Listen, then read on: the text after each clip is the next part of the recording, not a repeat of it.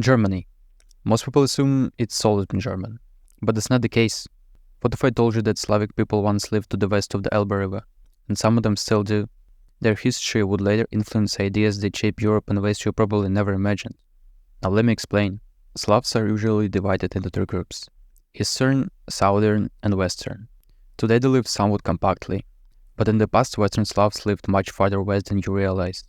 They lived west of the Oder-Neisse line, in what is now Germany. These people are known as the Polabian Slavs, also Wends. Polabian Slavs is a collective term for several Slavic tribes who lived, and some of them still live, along the Elbe River in modern Germany.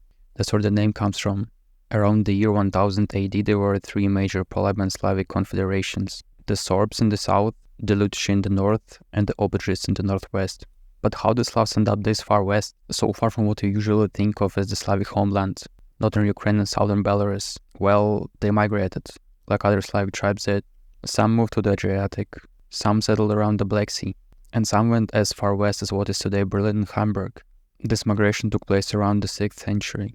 I focus on the year 1000 AD for a reason, because after that, well, things began to go downhill. But first, let me introduce each tribe federation.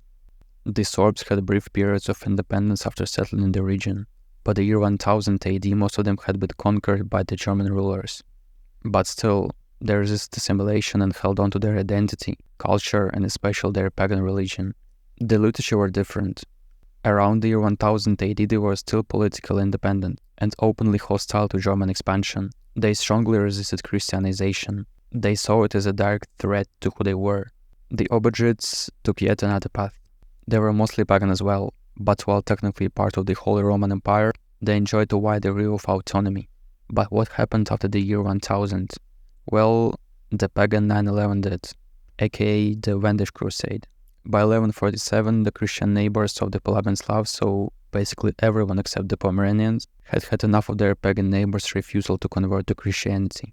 A coalition launched a crusade to force the Polabian Slavs into Christendom once and for all. Did it work? Well, militarily, yes. Spiritually, not entirely.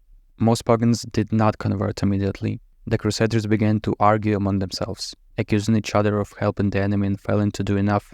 But the real success of this crusade wasn't conversion. It was actually justification. The crusade opened the door for a large-scale German settlement in the region. Slowly but steadily, Christian influence expanded, and paganism weakened, and over time, Slavic identity itself began to disappear. By the 1160s, most Polabian Slavic lands were under the control of Saxon or Danish rulers. In a broader sense, this entire process is known as the Ostsiedlung, the medieval eastward migration of Germans into lands inhabited by Slavs, Balts, and other people. It wasn't just settlement though, it was replacement. In the long run, it didn't just erase paganism, but most of the Slavic present in the region as well. Nowadays, the Sorbs are the only Polabian Slavic people who have not been completely Germanized, and who still retain a part of their language, culture, and identity. Even though they were the first to be conquered, they didn't just disappear overnight. They weren't exterminated en masse neither. They just blended in. Today, around 60,000 people in Germany identify as Sorbian, but only about 20,000 of them actually speak the language, which shows how close it came and still comes to disappearing. But why do this still matter? Well, in 1912, in de facto Sorbian capital Budyšin, known in Germany as Bautzen, an organization called Domovina was founded. It became an umbrella association for Sorbian cultural and political organizations in the region. In 1937, it was banned by the National Socialist government for opposing systematic Germanization. Under Nazi rule, persecution of the Sorbs reached its peak. The Sorbian language and culture were banned. Slavic place names were changed. Books and printing presses were destroyed. Organizations and newspapers were shut down. Libraries and archives were closed.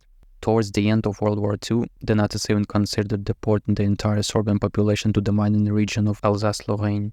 And all of this was justified by claiming that the Sorbs were not really Slavs at all, just Germans who happened to speak a Slavic language.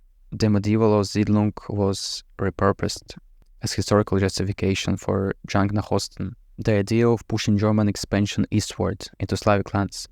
This concept became a core element of Nazi ideology. Even the mustache man himself described it as essential to his plans for reorganizing Europe. The goal of Osten was Lebensraum, living space for Germans. Central and Eastern Europe were portrayed as historically German lands, supposedly stolen long ago by Avar and Hunnic tribes. In many ways, the sources were a warm-up for the extermination of Slavic people entirely. But isn't it familiar? A large nation is denying the right to exist of a much smaller one, appealing to distorted historic facts and supposed supremacy. Honestly, that feels scarily familiar. So yeah, Polabian Slavs are interesting. Thanks for watching or listening. Please interact with the video in any way you can. Until next time,